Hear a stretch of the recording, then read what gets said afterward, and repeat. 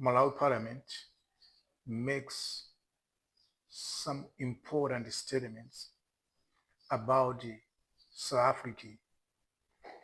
It points out the contribution that Malawi made to South Africa.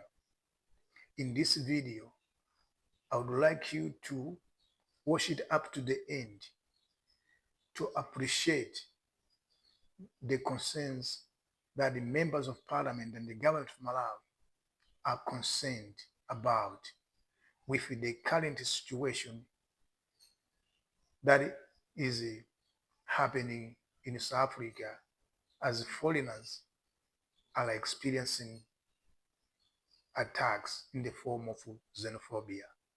Watch this video up to the end and know Africa is one.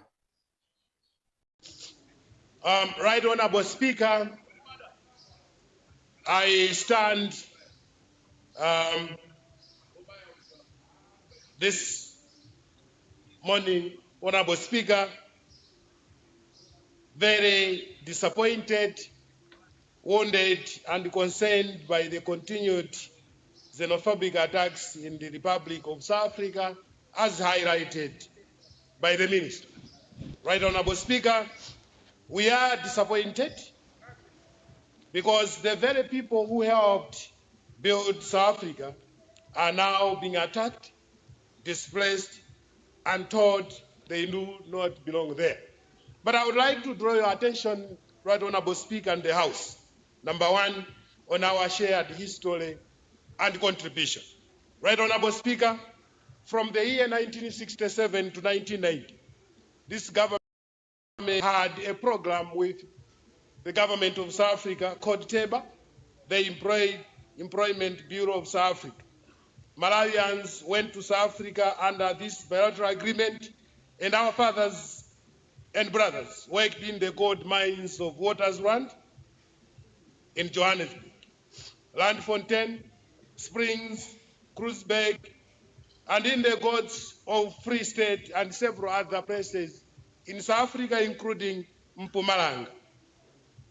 Their labor dug the gold that built Johannesburg Stock Exchange. Their sweat powered South Africa factories and railways. Their remittances back home built schools, clinics, and homes across Malawi. Not only did, Mr. Speaker, sir, we worked in mines. Mr. Speaker, sir, Malawians men married in South Africa, and they gave birth to South African grandchildren. And today, thousands of people of Malawians' descent were born in South Africa. Mr. Speaker, this is the only country some of them know as their home. Some of these Malawians by descent there, Mr. Speaker, sir, are serving in the political system. They are in the civil service and private sector. And some of our own now occupy high positions in that country. To tell these citizens to go back to Malawi is a violation of their human right. We contributed the very seed, so Right Honorable Speaker, that helped build and beautify South Africa. Right Honorable Speaker, we also stood with South Africa in Clement Kadari, for instance, one of our own from Malawi, assisted the African National Congress and was imprisoned on Robben Island for that cause. Right Honorable Speaker, one of the sons of this country, Honorable Yatuta Chisiza, hosted Oliver Tambo, one of the statesmen in South Africa, in the very same country during the apartheid era. Mr. Speaker, sir, we gave South Africa a refuge. One of the sons of this country, Honorable Yatuta Chisiza, hosted Oliver Tambo, one of the statesmen in South Africa, in the very same country during the apartheid era. Mr. Speaker, sir, we gave South Africa a refuge. We gave South Africa solidarity. Our blood is in South Africa's freedom. Therefore, we share quite a lot of history and contribution. Secondly, Right Honourable Speaker, I have a direct message to the government of South Africa. The House must speak plainly. If you listen to what the Honourable Minister has said this morning, you will see that our people are really suffering. 30,000 Malawi. A sovereign government cannot allow any group out ever more powerful than the state and the rule of law. When mobs loot shops, burn property and kill people as we've heard with impunity, it means the state is failing in its duty to protect life and property. Right Honourable Speaker, we must ask the government of South Africa directly, are you hiding behind xenophobic groups or will you confront them? The Constitution of South Africa guarantees the rights of all people in that country, and that includes Malawians and all Africans. Honourable Speaker, let us also speak of reciprocity and fairness. Today, Right Honourable Speaker, South African companies operate freely and profitably in this country.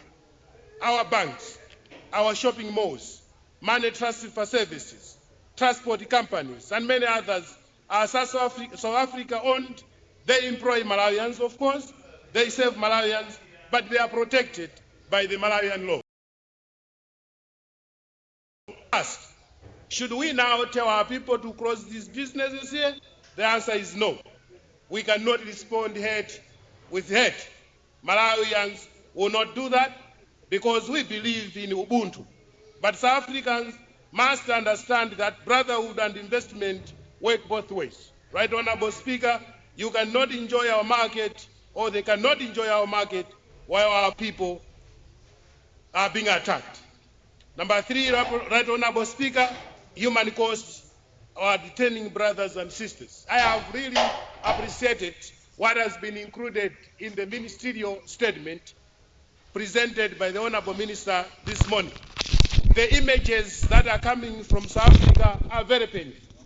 Just last evening, I watched a clip, I think, one of the MP's forums, where a young girl is actually complaining. And if you hear and listen to that clip, you would actually see that our people are in deep pains. Right Honourable Speaker, families are fleeing with only the clothes on their backs. Some are returning with young children who are entirely innocent, yet have become victims of circumstances they did not create. These children were born in South Africa. They speak African languages. They are stateless in their own minds. Right Honourable Speaker, these returnees are not strangers. These are part of our society. They are Malawians, and we have a duty to receive them with dignity. My appeal to government, Right Honourable Speaker, is that, as the Minister has already alluded to, arising from these issues I have raised and the Minister has raised, we are appealing to the government of Malawi to act immediately and comprehensively as follows. Number one, diplomatic engagement, as he has already said, to summon the South African High Commission and send a high-level delegation to Pretoria immediately to demand protection for Malawians still in South Africa and compensation for those who have lost property and lives. Number two, the National Resettlement Program. We need to establish Affairs, DODMA, and the Minister of Homeland Security to provide land for settlement, temporary housing and transport from the border to home districts. Number three, cushioning measures. We need to provide immediate food and non-food items, free health care for returnees, fast-track school placement for their children, psychosocial support and startup grants for traders, and we need to work with chiefs and consuls to register all returnees so that no one is left behind. Number five, regional action. Just as alluded to in the ministerial statement, we need to push through SADC and the African Union for a regional protocol that criminalizes xenophobia and protects migrant workers and their families. Honorable Speaker, we must budget for this. We must treat this as a national emergency. In conclusion, Right Honorable Speaker, I will talk about One Africa. As I have always indicated in this House, that I promote one Malawi, one people, and one nation. That is extended globally, but also regionally. Honorable Speaker, Africa will not develop if we fight each other. Our borders were drawn by colonial imperialists, but our blood and our marriages, our labor, and our struggle are about Yatuta Caesar and Clement Kadari. Right Honorable Speaker, South Africa must remember that Malawi helped build it. Malawi married into it, and Malawi hosted its leaders during their time of need. Malawi is part of South Africa, and therefore South Africa must respect us, and Malawi in turn must embrace its own.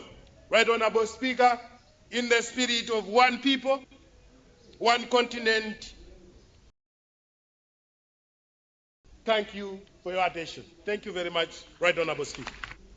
Thank you for watching this video. I hope you have enjoyed understanding Malawian government concerns regarding the xenophobia violences taking place in South Africa. Keep on watching my videos. I'll be coming with a lot of videos to discuss things that are happening. Remember, Africa is one. And also remember to subscribe to this channel, like, and to leave a comment. Till I come back with another video. Bye-bye.